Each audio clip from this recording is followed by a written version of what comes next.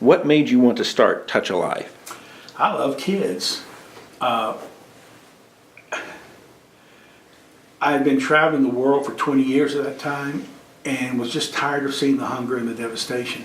We'd been supporting some children in India, 100, 120 of them, primarily orphans, for about 10 years, I think, at that time. And that was a blessing to me to read their letters. But, you know, I'm an emotional kind of guy.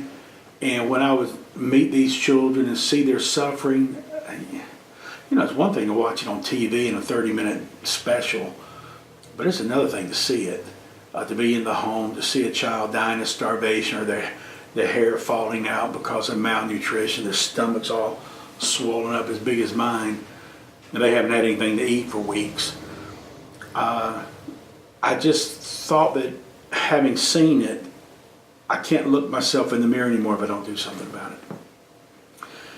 And that was one of the things that brought me to it. Another thing was I struggled with it for years. That summer when this was occurring, it was the summer of 2005. That summer, one of our preachers in Kenya passed away that we'd been supporting. He had 8 children. If I remember correctly, 5 of them were his, 3 were children that he had taken off the street to give them a home. When he died, he was hit by lightning and killed while out constructing a church building. But when he died, and we notified his sponsor, they chose to drop the support to the family. They said that, you know, we don't want to support children, we want to support preachers. Give us another preacher. And at first, that really angered me. But then I got to realize that's the same attitude I take. I'm spending my time supporting preachers, and I don't help the children out. And so it was a sermon to me, in their words. But what really hit me in that event was this.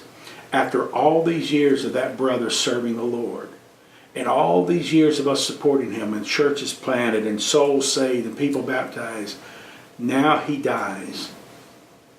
And how do we reward him? By dropping his support, letting his wife and children go hungry. And I just thought biblically, that's not right. I cannot stand before God and hold my head up if that's the way I live.